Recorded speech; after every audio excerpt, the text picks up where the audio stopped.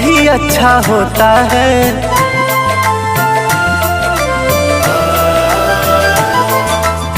अपनों की जो कद्र करे वो साथी सच्चा होता है। सही है जो सही है वही अच्छा होता है। अपनों की जो कद्र करे वो साथी सच्चा होता है। मोदी जी ने दिल से भैया भेजा है पैगाम, संजय राय सिरपुरिया आज करते हैं ऐलान कि अब हर हाथ में होगा काम, हर जेब में होगा दाम। हर हाथ में होगा काम, हर जेब में होगा दाम।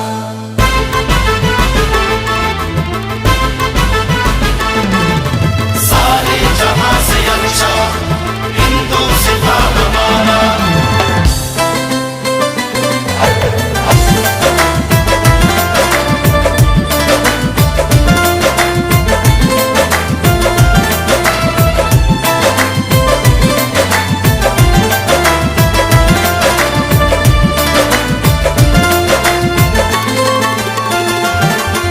सपना युवा के सच होखी होई दुखवा दूर हो। रोजगार के अवसर नया मिली अब भरपूर हो।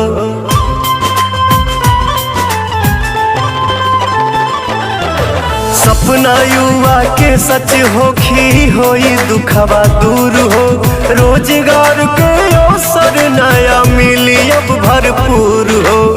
भैया नहीं रुकले संकट आइल बड़ी तमाम, जन जन के मन जनले बाणे सोच के हमारी सलाम कि अब हर हाथ में होगा काम, हर जेब में होगा दाम। हर हाथ में होगा काम, हर जेब में होगा दाम।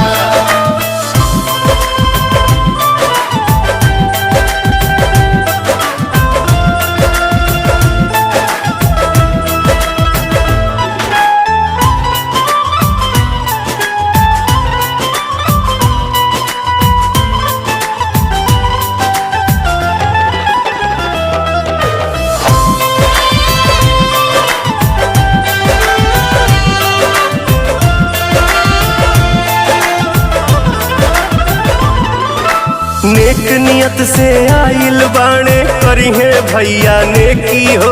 परिवर्तन के नया दौर गाजीपुर अब देखी हो।